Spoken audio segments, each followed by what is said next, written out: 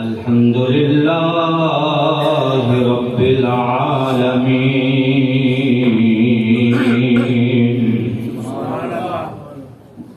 والعاقبة للمتقين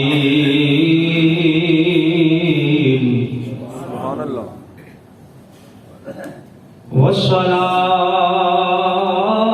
والسلام على سيد الأنبياء والمرسلين وأصحابه الهادين المهديين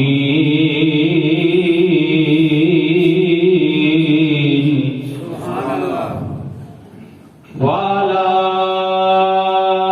آله الطيبين الطاهرين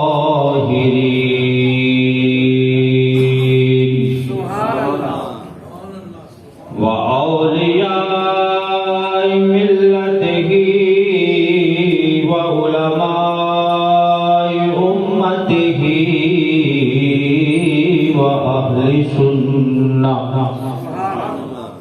وأهل سنته أجمعين أما بعد فأعوذ بالله من الشيطان الرجيم بسم الله الرحمن الرحيم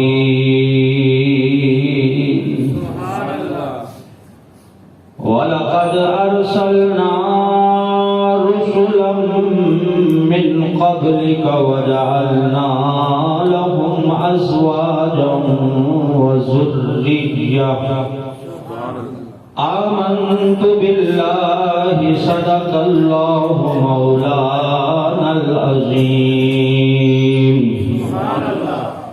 وصدق رسوله النبي الكريم الأمين الصلاة والسلام عليك يا رسول اللہ. محبت کے ساتھ درود پاک پڑھیں اور یہ چھوٹے چھوٹے بچے باہر تشریف لے جائیں.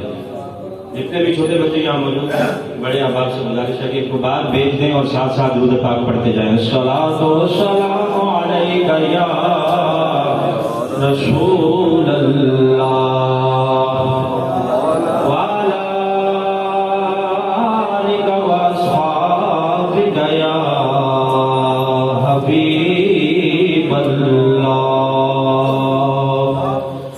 الصلاۃ والسلام علیک یا رحمۃ للعالمین وعلی آلک واصحابک یا خاتم النبیین. مولایا صلی وسلم دائما ابدا علی حبیبک خیر الخلق كلهم.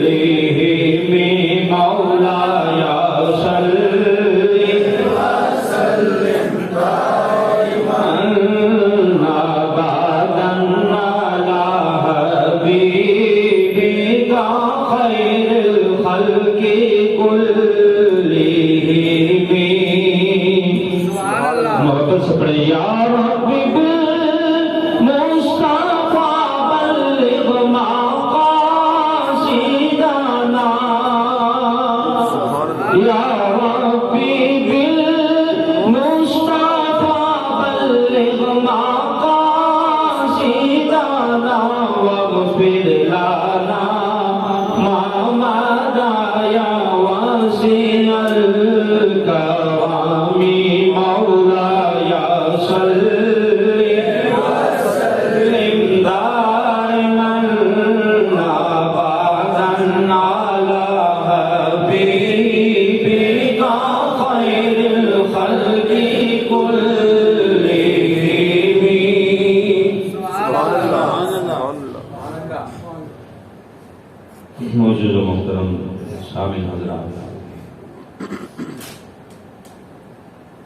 چند دن پہلے ملالہ یوسف زئی نامی لڑکی نے ایک سٹیٹمنٹ دی، ایک بیان جاری کیا۔ وہ کہتی ہے کہ I don't understand why people get marriage، کہ مجھے سمجھ نہیں آ رہی کہ لوگ نکاح کیوں کرتے ہیں۔ نکاح کے خلاف اس نے ایک بیان دیا کہ سمجھ نہیں لگ رہی کہ نکاح کیوں لوگ کرتے ہیں، نکاح کرنے کی ضرورت کیا ہے۔ مرد اور عورت ویسے ہی پارٹنر کی حیثیت سے آپس میں رہیں، جتنا دیر ان کا جی چاہتا ہے اکٹھے رہیں، نکاح کرنے کی ضرورت نہیں ہے۔ یعنی نکاح کے خلاف جو نبی پاک صلی اللہ علیہ وسلم کی سنت ہے اس کے خلاف اس نے بیان جاری کیا۔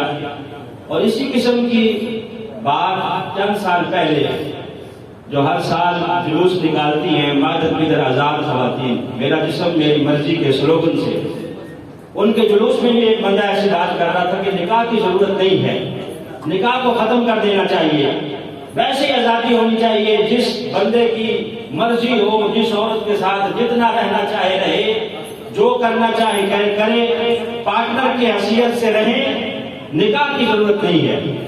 تو آج اسی بیان کے تناظر میں، اسی بیان کے رد کے لیے میں نے جو موضوع منتخب کیا ہے وہ ہے نکاح کی فضیلت۔ نبی پاک صلی اللہ علیہ وسلم کی سنت نکاح جو ہے اس کی فضیلت کیا ہے اور کیوں نکاح کرنا چاہیے، اسی حوالے سے انشاءاللہ عزیز آج گفتگو ہوگی۔ تو اس بیان سے اہل علم لوگوں کا بالخصوص اور بالعموم تمام مسلمانوں کا دل زخمی ہوا، مجروح ہوا، ٹھیس پہنچی اور تکلیف ہوئی۔ ایک مسلم معاشرہ ہے، اپنے آپ کو مسلمان کہلانے والی خاتون ہے، اگرچہ پاکستان میں نہیں ہے لیکن گئی یہیں سے ہے، نوبل انعام یافتہ ہے اور لوگوں نے اسے اپنا آئیڈیل اور ماڈل بھی بنا رکھا ہے۔ تو وہ خاتون اگر اس قسم کا بیان دے گی تو یقیناً پھر تشویش لاحق ہوگی کہ یہ معاشرہ کس طرف جا رہا ہے۔ نبی پاک صلی اللہ علیہ وسلم کی سنت نکاح پر بھی انگلیاں اٹھائی جا رہی ہیں کہ ضرورت ہی نہیں ہے، یہ ایک قید ہے، مشقت ہے، اس سے نکل کر آزادی مل جائے، جتنی دیر میاں بیوی مرد اور عورت آپس میں رہنا چاہیں وہ رہیں، جب ان کا دل چاہے جدا ہو جائیں، خام خواہ کی یہ قید نکاح والی اس سے جان چھڑائی جائے۔ ایسے سلوگن جب اٹھائے جائیں گے، ایسی باتیں جب کی جائیں گی تو یقیناً پھر اللہ کی رحمتیں نہیں بلکہ اللہ کا عذاب اترے گا۔ نکاح کس لیے ضروری ہے؟ نسائی شریف کے اندر نبی پاک صلی اللہ علیہ وسلم کا فرمان موجود ہے۔ حضرت سابقہ رضی اللہ تعالیٰ عنہ آپ فرماتے ہیں کہ نہا رسول اللہ صلی اللہ علیہ وسلم عن التبدل، نبی پاک صلی اللہ علیہ وسلم نے اکیلا رہنے سے، کنوارا رہنے سے، مجرد رہنے سے، تنہا رہنے سے منع فرمایا ہے۔ نہا رسول اللہ صلی اللہ علیہ وسلم عن التبرد، تجرد، اکیلا رہنے سے، بندہ منفرد رہے، اکیلا رہے اور کنوارا رہے اور نکاح کو پسند نہ کرے، نبی پاک صلی اللہ علیہ وسلم نے ایسے بندے کو پسند نہیں کیا۔ اکیلا رہنے والے کو، مجرد رہنے والے کو نبی پاک صلی اللہ علیہ وسلم نے پسند نہیں فرمایا۔ اسی طرح ابو یعلا موسنی، ان کی کتاب ہے 14 جلدوں پر مشتمل، اس کی 4تھی جلد پر نبی پاک صلی اللہ علیہ وسلم کا فرمان موجود ہے۔ حضرت ابو ہریرہ رضی اللہ تعالیٰ عنہ اس حدیث کے راوی ہیں۔ حضرت ابو ہریرہ رضی اللہ تعالیٰ عنہ صحابہ میں عرض کرنے لگے کہ میرے دل کی خواہش یہ ہے کہ میری ساری زندگی اگرچہ ختم ہو جائے، میری زندگی کا آخری دن باقی ہو، آخری دن باقی ہو تو وہ آخری دن جو میری زندگی کا باقی ہے، اس آخری دن بھی میری خواہش یہ ہے کہ میرا سٹیٹس یہ ہو کہ میں کنوارا نہ ہوں بلکہ شادی شدہ ہوں۔ زندگی کا جو آخری دن ہے فرماتے ہیں اس دن بھی میری خواہش ہے کہ میرا سٹیٹس کنواروں والا نہ ہو بلکہ شادی شدہ کی حیثیت سے میں اٹھوں اور قیامت کے دن میں اپنی زوجہ کے ساتھ اللہ رب العزت کی بارگاہ میں حاضر ہو جاؤں گا۔ حضرت ابو ہریرہ فرماتے ہیں کہ جب میں اللہ کی بارگاہ میں جاؤں تو اکیلا نہ جاؤں، بلکہ میں اس حال میں جاؤں کہ میری بیوی میرے ساتھ ہو۔ زندگی کا آخری دن بھی فرمایا میں کنوارا نہیں گزارنا چاہتا، مجرد اور اکیلا رہ کے گزارنا نہیں چاہتا، بلکہ آخری دن جو میری زندگی کا بچا ہے اس دن بھی میری خواہش ہے کہ اس حال میں گزرے کہ میری بیوی میرے ساتھ ہو۔ یہاں تک کہ میں دنیا سے جاؤں تو اس حال میں جاؤں کہ میری بیوی میرے ساتھ ہو، اور حشر کے میدان میں اٹھوں تو اس حال میں اٹھوں کہ میری زوجہ بھی میرے ساتھ اللہ کی بارگاہ میں حاضر ہو رہی ہو۔ صحابہ نے پوچھا کہ ابو ہریرہ کیوں اتنی زیادہ خواہش کا اظہار کیوں کیا ہے؟ شب و روز نبی پاک صلی اللہ علیہ وسلم کے ساتھ آپ نے گزارے ہیں، آپ کو اتنی نکاح کے ساتھ محبت کیوں ہے، اتنا بڑا بیان کیوں دیا ہے؟ تو حضرت ابو ہریرہ کہنے لگے کہ نبی پاک صلی اللہ علیہ وسلم نے فرمایا تھا کہ شرارکم عزابکم، شرارکم عزابکم، عزاب جمع ہے عازب کی۔ نبی پاک صلی اللہ علیہ وسلم نے فرمایا تھا کہ میری امت میں بدترین لوگ وہ ہیں جو نکاح کو پسند نہیں کرتے اور اکیلا رہنے کو پسند کرتے ہیں۔ شرارکم عزابکم، کہ جو خام خواہ نکاح کو پسند نہیں کرتے اور اکیلا رہنے کو پسند کرتے ہیں، آزاد خیال لوگ ہیں کہ جب تازہ دودھ مل جاتا ہے تو کوئی بھینس رکھنے کی ضرورت کیا ہے۔ ایسے بیانات آپ کی اسمبلی میں موجود وزیروں نے دیے ہیں، لعنت ہے ان بیانات پر۔ نبی پاک فرماتے ہیں کہ وہ سب سے زیادہ شریر بندہ ہے میری امت میں کہ جو مجرد رہنا پسند کرتا ہے اور میری سنت نکاح کو پسند نہیں کرتا۔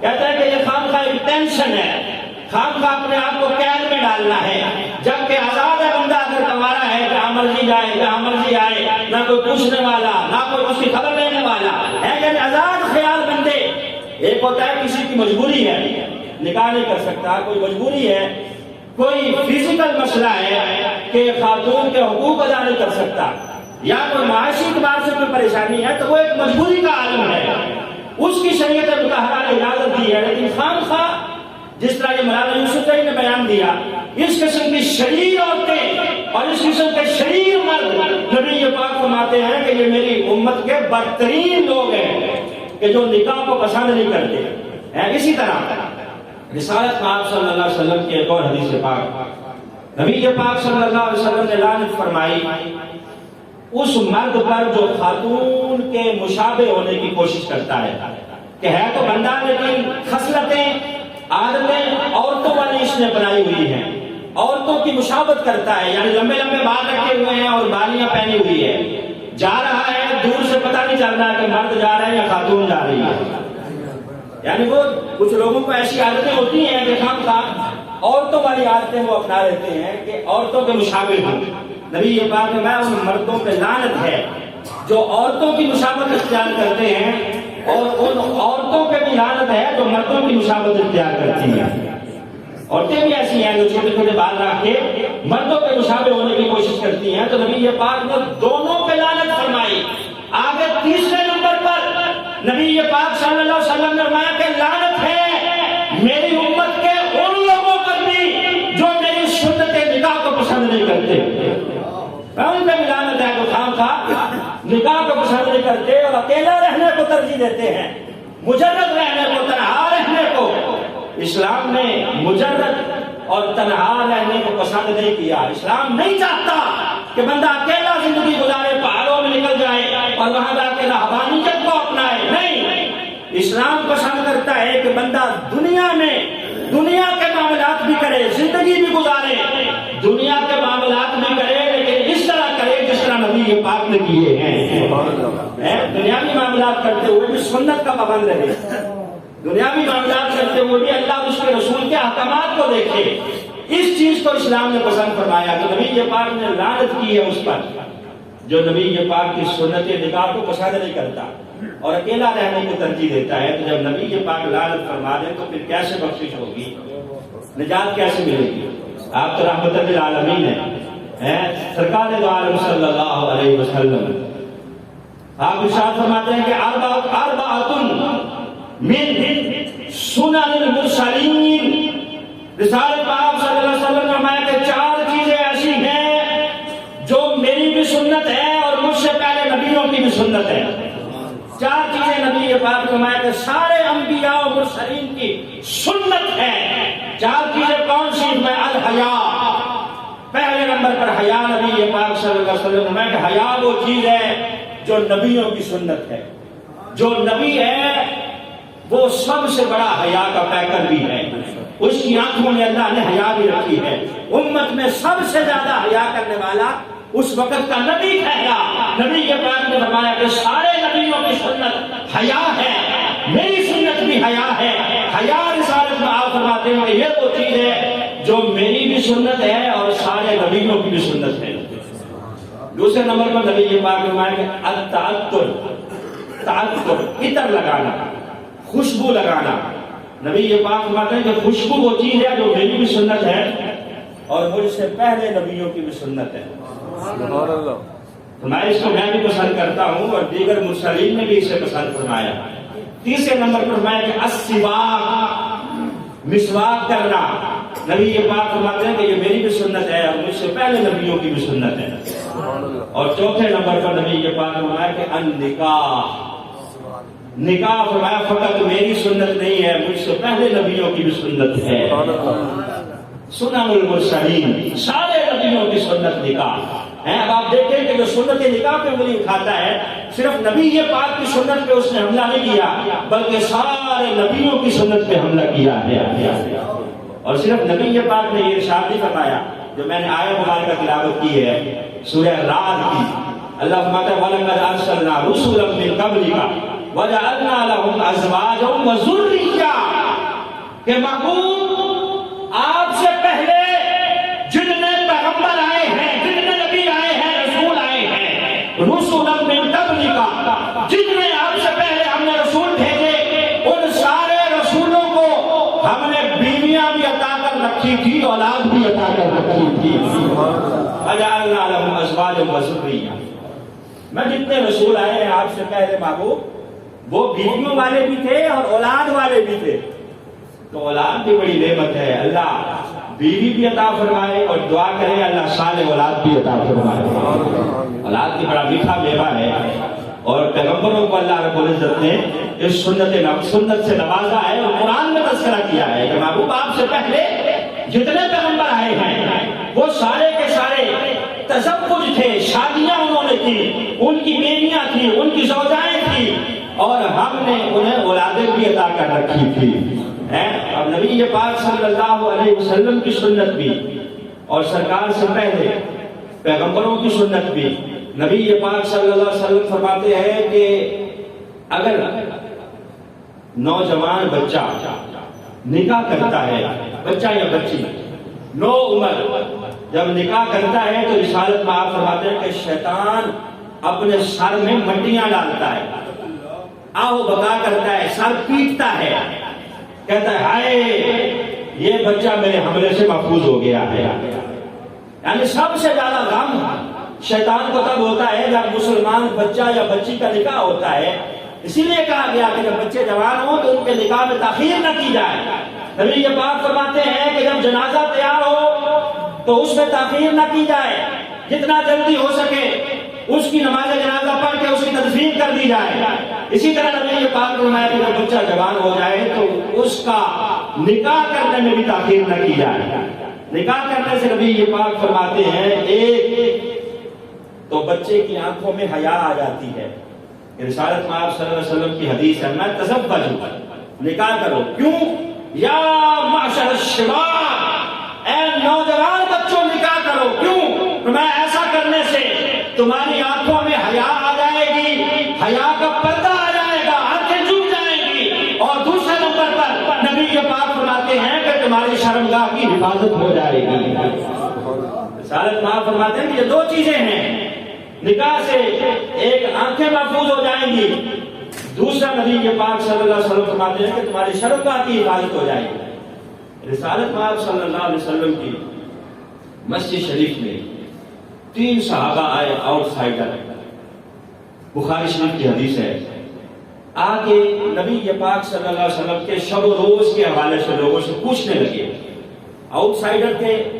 آگے دوسرے صحابہ جو نبی پاک صلی اللہ علیہ وسلم کے پاس رہتے ہیں ان سے پوچھنے لگے کہ بتاؤ نبی پاک صلی اللہ علیہ وسلم کے دن کیسے گزرتے ہیں, رسالت آپ صلی اللہ علیہ وسلم کی راتیں کیسے گزرتی ہیں. ایک ایک لمحے کی خبر لینے لگے. نبی پاک صلی اللہ علیہ وسلم رات کو کیا کرتے ہیں, دن کو کیا کرتے ہیں. جب نبی پاک صلی اللہ علیہ وسلم کی عبادت کی تفصیل ان تینوں صحابہ کو پتہ چلی تو اب یہ تینوں بیٹھ کے مشورہ کرنے لگے. ایک کہنے لگا کہ یار اتنی عبادت گزار, حالانکہ ان کے اوپر تو گناہ ہی کوئی نہیں. اللہ فرماتا ہے ما تقدم من ذنبک وما تأخر, کہ میں نے آپ کے پہلوں کے اور بعد کے گناہوں کے گناہ آپ کے صدقے سے معاف کر دیے ہیں. پھر بھی آپ اتنی عبادت کرتے ہیں کہ اللہ فرماتا ہے کہ من اللیل الا قلیلا نصفہ او انقص منہ قلیلا, کہ معبود ساری رات عبادت نہ کیا کرو, آدھی رات کر لیا کرو, اس سے بھی کم کر لیا کرو. جب کم عبادت بھی کرو گے تو ساری رات کی عبادت کا ثواب عطا کرو گا. اب آپس میں تینوں صحابہ مشورہ کرنے کا جب نبی پاک اتنی عبادت کرتے ہیں تو ایک کہنے لگا یار میں بھی ساری رات نماز پڑھا کروں گا, میں بستر کو لپیٹ کر رکھ دوں گا, سوؤں گا نہیں, ساری رات عبادت میں گزاروں گا. دوسرا کہنے لگا یار میرا بھی وعدہ ہے آج کے بعد میں روزے رکھوں گا لگاتار, صرف اور دنوں روزے میں رکھوں گا جن دنوں کو منع فرمایا گیا ہے, یعنی ایام الضحیٰ کے روزے اور ایام الفطر کے روزے, اور دیگر دن سے منع کیا ہے عید کے روزوں سے. اس کے علاوہ وہ کہنے لگا کہ ہر دن میں روزہ رکھوں گا. تیسرا کہنے لگا کہ یار نبی پاک اگر اتنی عبادت گزار ہے تو میں بھی وعدہ کرتا ہوں کہ میں شادی نہیں کروں گا, نکاح نہیں کروں گا, مجرد رہوں گا اور اپنی ساری زندگی عبادت میں گزار دوں گا. یہ تینوں بیٹھ کے کہاں مشورہ کر رہے ہیں, مسجد نبوی میں. رسالت میں آپ صلی اللہ علیہ وسلم یہاں موجود نہیں ہے. تھوڑی دیر گزری تو نبی پاک صلی اللہ علیہ وسلم تشریف لے آئے. سب کو سبحان اللہ, سبحان اللہ. رسالت میں آپ صلی اللہ علیہ وسلم تشریف جو لائے, فرمایا اے فلاں فلاں میرے صحابیوں بتاؤ یہاں مسجد میں بیٹھ کے کیا مشورہ کر رہے تھے. حالانکہ سرکار دو عالم صلی اللہ علیہ وسلم کو کسی نے بتایا نہیں ہے. میں اگر اسپیکر کے بغیر یہاں گفتگو کروں تو باہر والے کو پتہ نہیں چلے گا کہ میں کیا بات کر رہا ہوں. یہ رسالت میں آپ صلی اللہ علیہ وسلم کو اللہ نے علم غیب کے خزانے اتنے عطا فرما رکھے ہیں, ابھی مسجد کے باہر سے تشریف لا رہے ہیں اور آ کے کہنے لگے کہ اے میرے صحابی تو نے یہ کہا ہے کہ میں ساری رات عبادت کروں گا, اور تو نے یہ کہا ہے کہ میں ہر روز روزہ رکھوں گا, اور اے میرے صحابی تو نے یہ کہا ہے کہ میں شادی نہیں کروں گا. تینوں کہنے لگے حضور ہاں مشورہ تو ہم نے یہی کیا ہے. اب نبی پاک صلی اللہ علیہ وسلم کا یہ علم غیب ہے کہ نہیں؟ پھر آپ کیوں نہ کہیں کہ حدود طائر سدرہ حضور جانتے ہیں اور کہاں ہے عرش معلیٰ حضور جانتے ہیں. میں اس یقین سے نکلا ہوں حاضری کے لیے کہ میرے سفر کا ارادہ حضور جانتے ہیں. بروز حشر شفاعت کریں گے چن چن کے. اگر ہوا یہ ارادہ حضور جانتے ہیں. اگر کسی کا یہ عقیدہ ہوا کہ حضور جانتے ہیں تو حضور اس کی قیامت کے دن شفاعت بھی فرمائیں گے. تکبیر,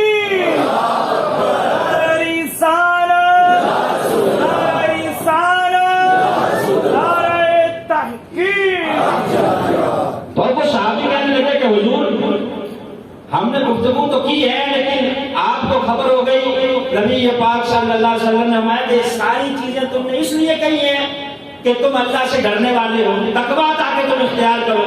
کہا جی حضور ہم نے تقوی کے لیے. تو فرمایا مجھ سے بڑا تقوی والا کون ہے؟ میں مجھ سے بڑا متقی کون ہے اور مجھ سے بڑا اللہ سے ڈرنے والا کون ہے؟ انا سید المتقین, میں متقیوں کا سردار ہوں, اس کے باوجود میں رات کو سوتا بھی ہوں اور عبادت بھی کرتا ہوں. تم کہتے ہو کہ ہم ساری رات عبادت کریں گے, میں سب سے زیادہ اللہ سے ڈرنے والا ہوں, اس کے باوجود میں روزے بھی رکھتا ہوں اور کبھی کبھی نہیں بھی رکھتا, افطار بھی کر لیتا ہوں. نفلی روزے یعنی لگاتار نہیں رکھتا بھی ہوں اور کبھی میں چھوڑ بھی دیتا ہوں. تو میں مجھ سے بڑا تقوی والا کون ہو سکتا ہے؟ کہا حضور کوئی نہیں, تو کہا پھر میں نے تو شادیاں کر رکھی ہیں، تم کس طرح کہہ رہے ہو کہ ہم شادیاں نہیں کریں گے؟ کہا تم نے کس طرح مشورہ کیا؟ نبی پاک میں النکاح من سنتی ومن راغب عن سنتی فلیس منا، میں سنو میرے صحابہ، نکاح میری سنت ہے، جو میری اس سنت سے اعراض کرے گا، اس سنت کو اپنائے گا نہیں، فلیس منا، وہ مجھ میں سے ہے ہی نہیں، میرا امتی وہی قرار پائے گا جو میری سنت نکاح پہ عمل کرنے والا ہوگا۔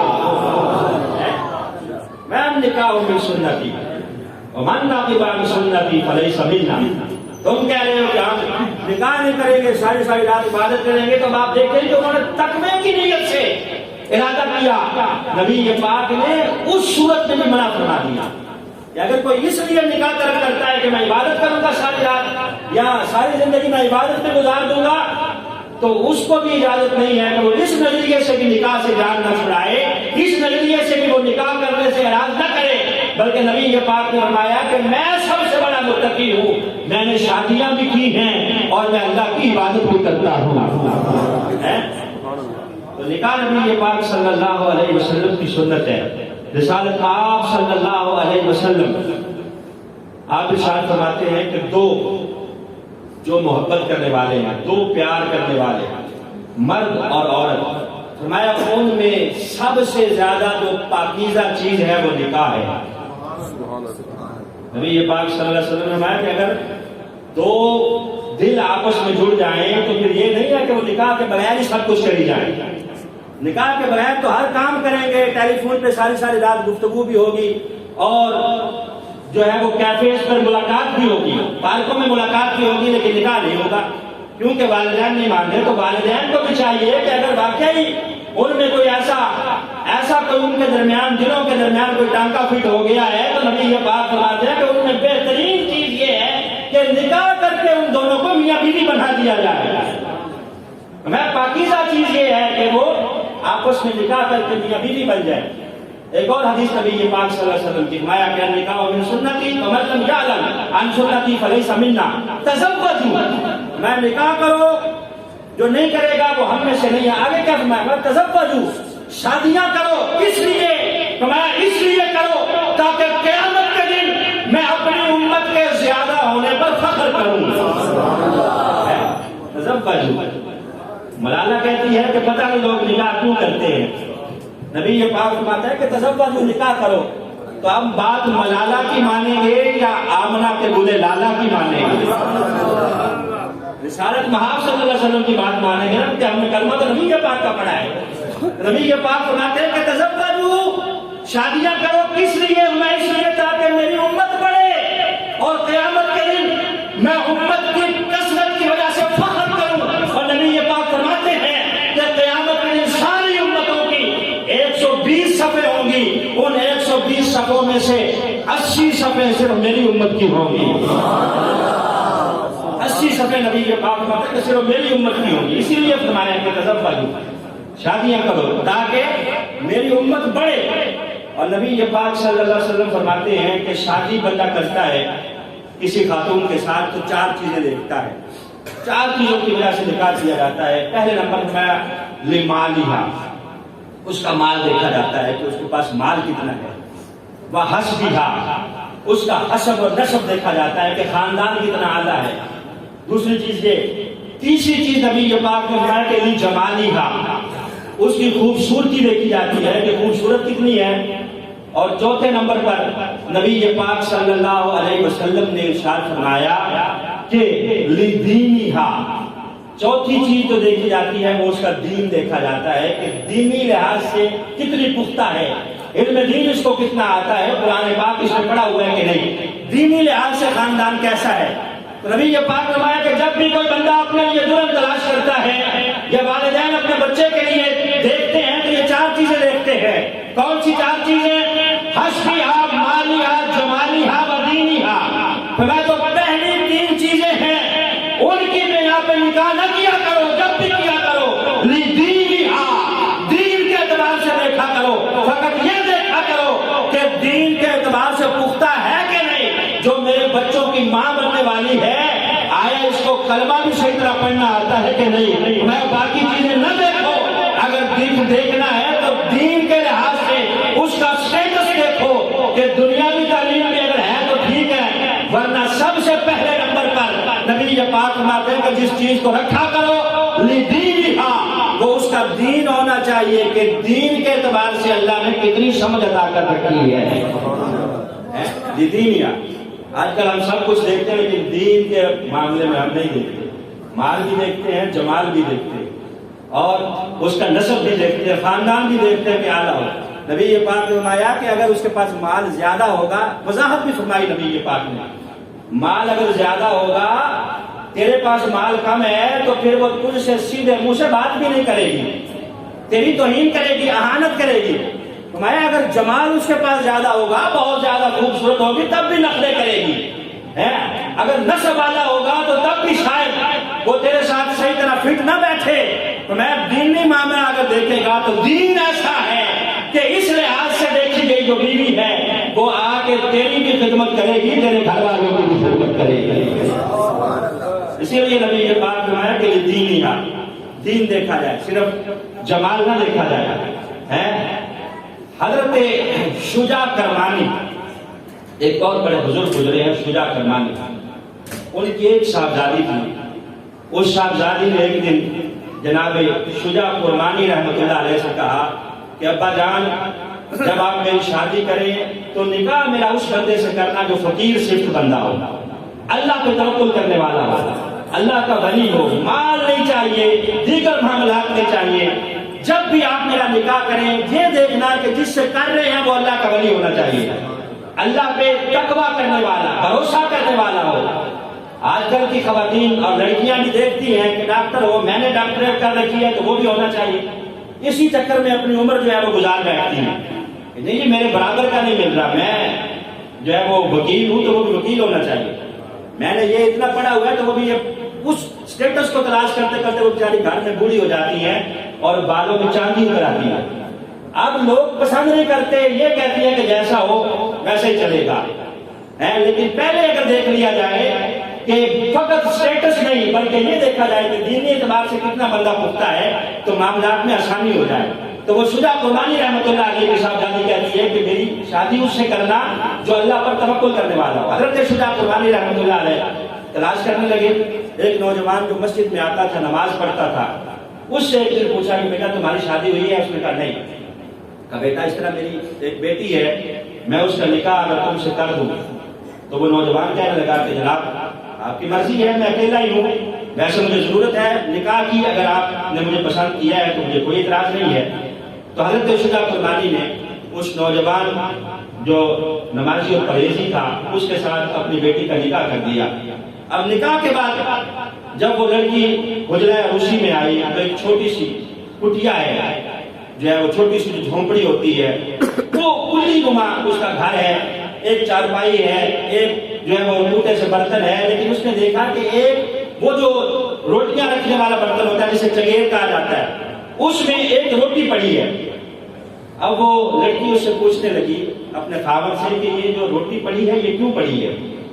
वो कहने लगा कि रात 2 रोटियां मुझे मुयस्सर आई थी, एक मैंने खा ली थी और एक मैंने आज के लिए बचा के रखी है।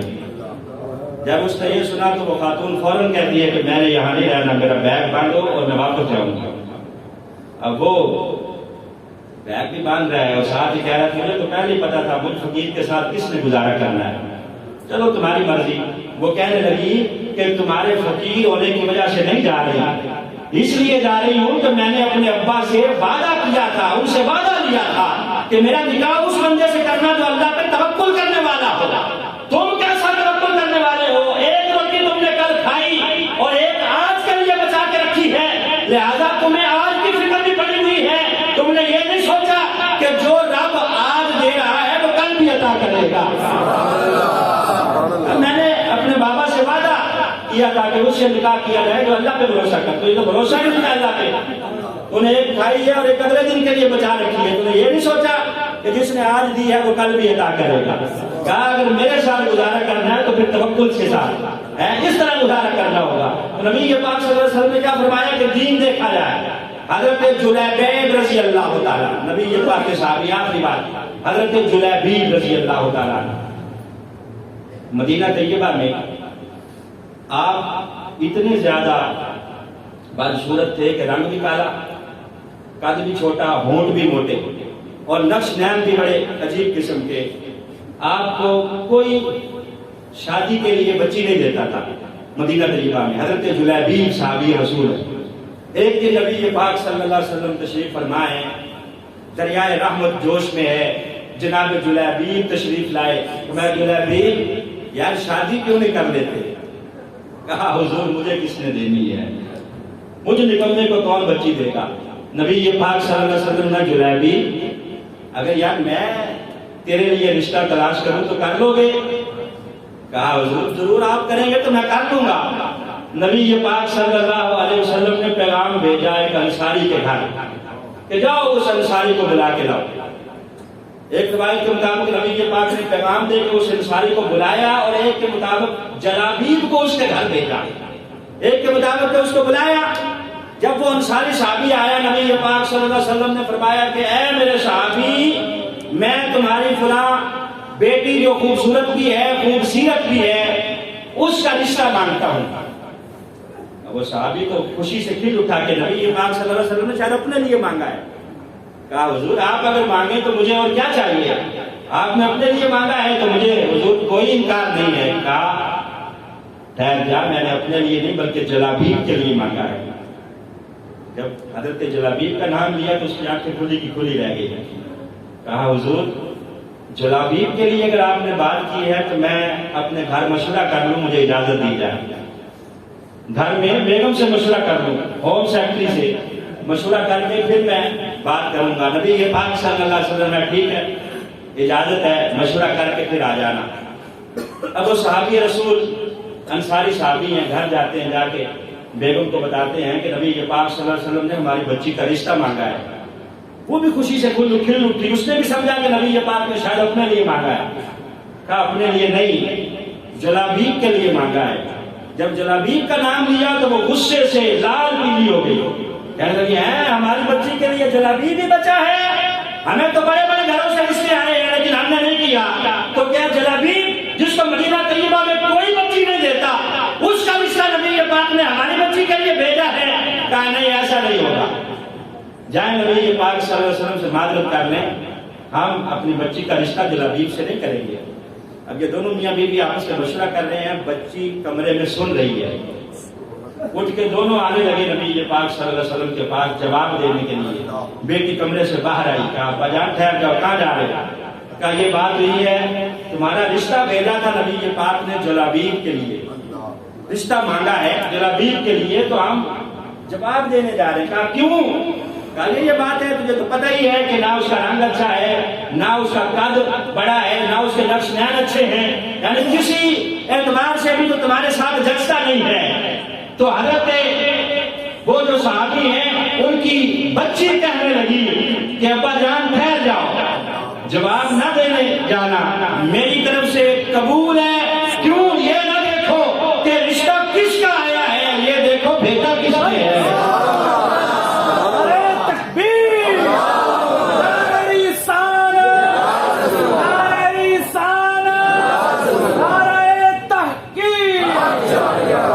وہ صحابی کی بیٹی کہنے لگی کہ مجھے اعتراض نہیں ہے، اگرچہ جس کا رشتہ آیا ہے وہ خوبصورت نہیں ہے، جس نے بھیجا ہے وہ تو ساری دنیا سے زیادہ خوبصورت ہے. کہا نبی پاک نے اگر مجھے اس کے لیے پسند کیا ہے تو جاؤ، دیر نہ کرو، رسالت مآب سے کہو کہ میں تیار ہوں، نکاح کر لیا جائے. اب حضرت جلابیب کے ساتھ اس صحابی کی بیٹی کا نکاح ہو گیا. نبی پاک نے نکاح کے موقع پر دعائیں دی کہ اللہ اے بچی تیری عمر دراز کرے، اللہ تیرے رزق میں اضافہ کرے، اللہ تجھے یہ برکتیں عطا فرمائے، یہ بھی عطا کرے، یہ بھی عطا کرے. سبحان اللہ. نکاح تو ہو گیا لیکن کچھ ہی دن گزرے ہیں، چند دن. اعلان ہو گیا مدینے میں، حیا علی الجہاد، حیا علی الجہاد، جہاد کی طرف آؤ، جہاد کی طرف آؤ. مدینے میں مشرکوں نے حملہ کر دیا ہے. اب صحابہ کرام رضوان اللہ علیہم اجمعین کے کانوں میں آواز تو پڑی تو سارے صحابہ اکٹھے ہو گئے. اس جنگ میں حضرت جلابیب بھی شریک ہوئے. حضرت جلابیب نے لڑتے لڑتے 7 مشرکوں کو واسطے جہنم کیا، 7 مشرکوں کے گلے کاٹے، انہیں واسطے جہنم کیا، یہاں تک کہ لڑتے لڑتے ان مشرکین کے ہاتھوں حضرت جلابیب بھی شہید ہو گئے۔ جب ختم ہوئی، نبی پاک صلی اللہ علیہ وسلم نے فرمایا کہ دیکھو کون کون سا صحابی نہیں ہے، تلاش کرو۔ دیکھا گیا کہ حضور فلاں بھی نہیں ہے، فلاں بھی نہیں ہے۔ حضرت جلابیب کا کوئی نام نہیں لے رہا، نبی پاک صلی اللہ علیہ وسلم کو فکر ہے جناب جلابیب کی۔ کہا یار مجھے جلابیب بھی نظر نہیں آ رہا، اگر اس کو تو تلاش کرو۔ جب دیکھا گیا دور الگ ہی میدان سے دیکھا کہ 7 مشرک بھی کٹے پڑے ہیں اور حضرت جلابیب بھی شہید ہوئے ہیں، ان کی لاش بھی وہاں پڑی ہے۔ نبی پاک صلی اللہ علیہ وسلم وہاں تشریف لائے اور وہاں آ کے حضرت جلابیب کے لیے نبی پاک نے فرمایا کہ ھذا منی وانا منہ، اسے کوئی معمولی نہ سمجھے، یہ میرا صحابی وہ ہے، ھذا منی، یہ مجھ سے ہے اور میں اس سے ہوں۔ یہی الفاظ نبی پاک نے حضرت امام حسین کے بارے میں فرمایا تھے، حسین منی وانا من حسین۔ اور یہی الفاظ اگر دوسرے کسی کے لیے فرمائے ہیں تو جناب جلابیب کے لیے فرمائے کہ اگر چہرہ نکالا ہے، دیکھنے میں خوبصورت نہیں ہے، قد بھی چھوٹا ہے، نقش نین بھی موٹے ہیں، لیکن فرمایا ھذا منی وانا منہ، اس کو سٹیٹس یہ حاصل ہے کہ یہ مجھ سے ہے، یہ مجھ سے جدا نہیں، میں اس سے جدا نہیں۔ پھر جب قبر میں اتارا جانے لگا، ان کا خاندان بھی معلوم نہیں تھا، پتہ نہیں تھا کہاں سے آئے ہیں، پتہ ہی نہیں تھا، کوئی رشتہ دار ہی نہیں تھا مدینے میں۔ نبی پاک صلی اللہ علیہ وسلم نے یار پیچھے ہٹو، اسے قبر میں اپنے ہاتھوں سے اتاروں گا۔ حضرت جلابیب کو نبی پاک نے اپنے ہاتھوں سے اٹھا کے قبر میں لٹایا، اور وہ جس بچی نے شادی کی تھی جناب جلابیب سے، وہ بیوہ ہو گئی۔ پورے مدینے میں وہ بیوہ مشہور ہوئی، اس نے دوبارہ شادی نہیں کی، کیونکہ نبی پاک کا فرمان تھا کہ جو خاتون جس کے نکاح میں ہے وہ قیامت کے دن اسی کے ساتھ ہوگی۔ اس نے کہا مجھے نبی پاک نے جلابیب کے ساتھ اگر جوڑ دیا ہے تو اگر کہ میں جوان ہی ہوں تب بھی اب نکاح نہیں کروں گی، کیونکہ قیامت کے دن بھی میں اگر اٹھوں گی تو جلابیب کے ساتھ اٹھوں گی۔ اور پھر نبی پاک نے نکاح کے موقع پر دعا کی، اتنا اللہ برکت عطا فرمائے، اللہ نے اتنا مال عطا کیا اس بیوہ خاتون کو کہ جب دیکھا جاتا کوئی نہ کوئی فقیر اس کے دروازے پہ ہوتا اور وہ اس کو عطا کر رہی ہوتی۔ اللہ نے اتنی برکتیں عطا کی، کیونکہ نبی پاک نے دعا مانگی تھی کہ تم نے میرا کہا نہیں ٹالا، میری بات مانی ہے، اس لیے اللہ نے برکتیں عطا فرمائے، اللہ نے برکتوں سے نوازا، مال و زر عطا کیے۔ وہ ایک بیوہ تھی، پورے مدینے میں مشہور تھی، فقیر اگر دیکھتا کہ کسی دروازے سے شراب نہیں ملی، وہ اس بیوہ کے دروازے پہ جاتا، وہاں سے اس کو کھانے کو روٹی بھی مل جاتی اور پہننے کو لباس بھی مل جاتا۔